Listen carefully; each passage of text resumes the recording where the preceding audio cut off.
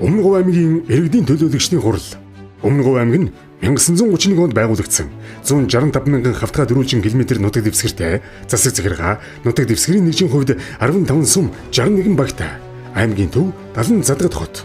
Газар нутгийн хувьд Монгол улсын хамгийн өмнөд хэсэгт оршдог бөгөөд урд талаараа бүгд найрамдах Хятад ард улстай, баруун талаараа Баян хонгор, баруун хойд хэсгээр Өвөр ханга, хойд талаараа Дунд Говь, зүүн талаараа Дорн Говь аймагуудтай тус хиллэн оршино.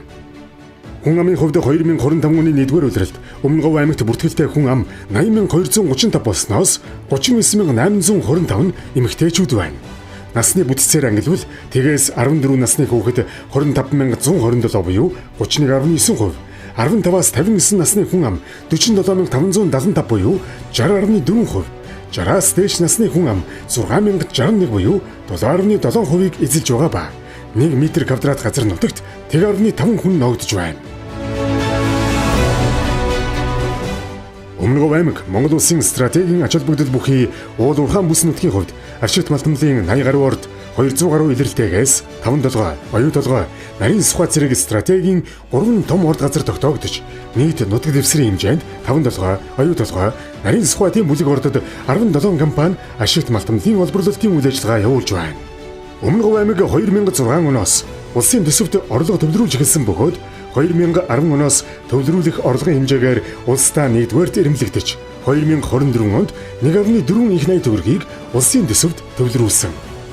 Монгол улсын засгийн газрын 2024-өөс 2028 оны үйл ажиллагааны хөтөлбөр тусгагдсан 14 мега төслийн эхэнд ирэмблэгдсэн гашуун сухад, ганц мод, шивээгүн сэхэ, хэлийн бомбуудын хэл дамнсан холболтын төмөр зам, ачаа тээврийн терминалыг барьж байгуулах ажлын хүрээнд Монгол улсын засгийн газар болон бүгд найрамдах Хятад ард улсын засгийн газар хоорондын хэлэлцээрийг сойрхон батлах тухай хуулийн төслийг улсын хурлын чуулганы нэгдсэн уралдаанаар дэмжиж баталснаар Монгол улсын нүүрс тээврийн экспортын хүчин чадал нэмэгдэж цаашид улсын болон Өмнө Говь аймгийн нийгэм эдийн засагт томоохон өсөлт бий болох орчин нөхцөл бүрдээд байна.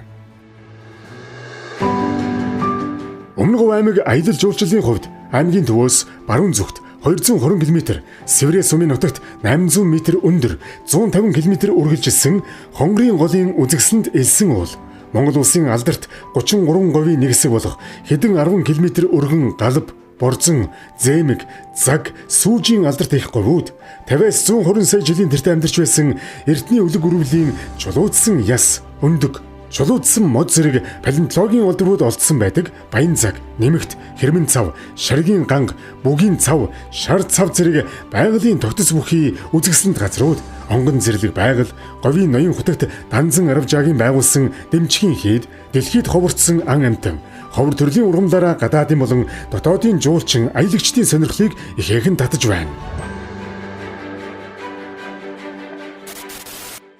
Өмнө Говь аймгийн иргэдийн төлөөлөгчдийн хурлын танилцуулга.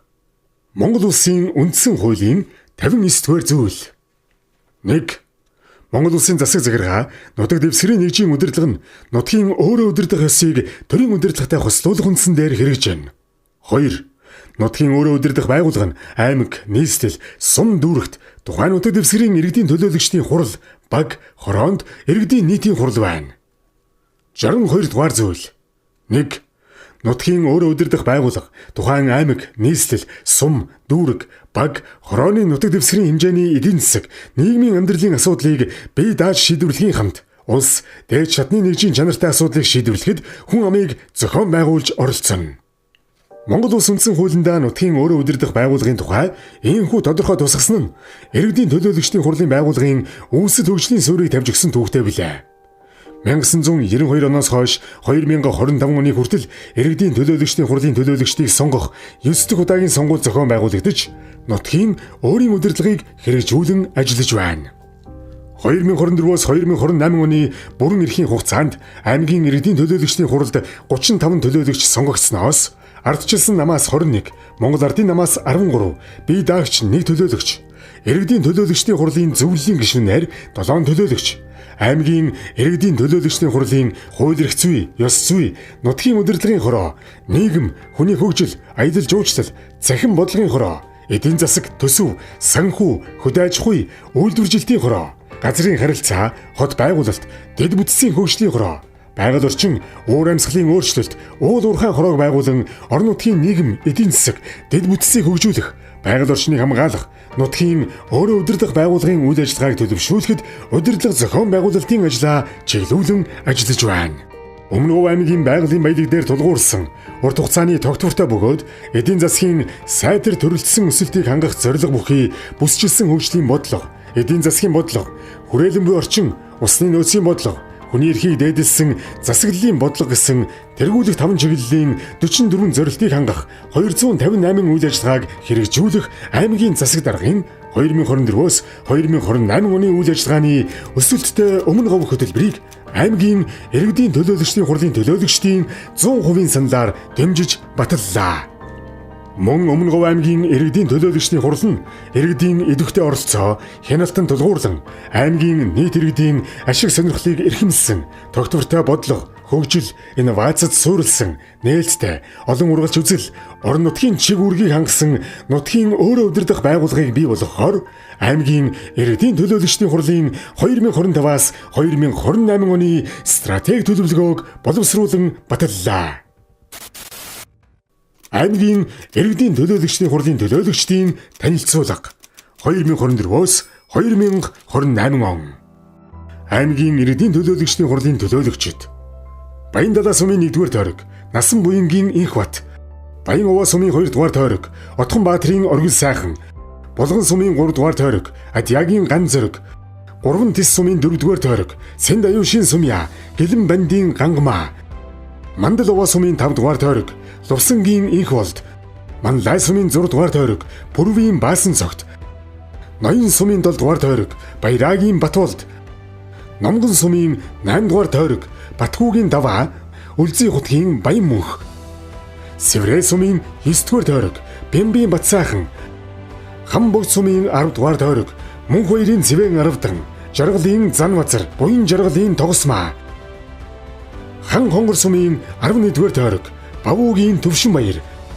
Хүрмэн сумын 12-р тойрог, Ган хуйгийн Амар баяр, Цогт Овоо сум 13-р тойрог, Наранбаатрийн Наран заяа, Цогт Цэций сум 14-р тойрог, Батмөнхийн Тогтох, Намжлын Батсайхан, Даян доржийн Бат Төвшин, Далан задгад 1-р баг 15-р тойрог, Эрдэн бэлгийн Бат Эрдэн, Батаахүүгийн Динсмаа,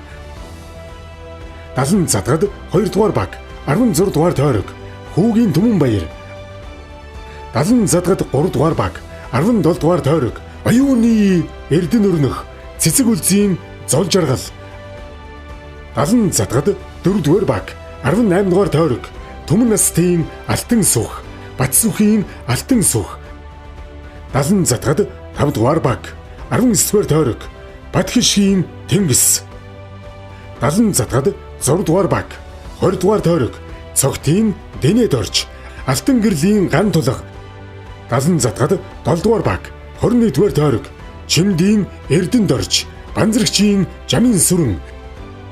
Далан задгад 8-р баг 22-р тойрог, Хархүүгийн Манд хоёр,